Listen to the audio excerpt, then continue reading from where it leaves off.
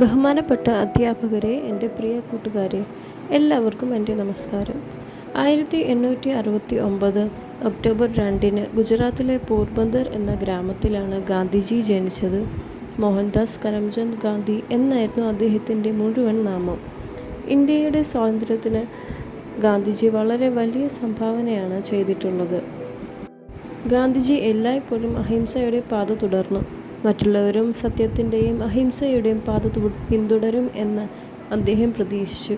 ഗാന്ധിജിയെ ആളുകൾ സ്നേഹത്തോടെ വിളിക്കുന്നത് ബാപ്പുജി എന്നാണ്.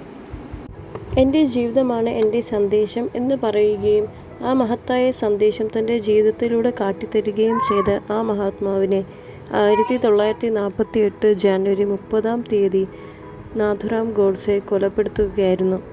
ഗാന്ധിജി കാണിച്ചു തന്ന നല്ല വഴികളിലൂടെ നമുക്ക് നടക്കാൻ ശ്രമിക്കാം. നന്ദി, നമസ്കാരം.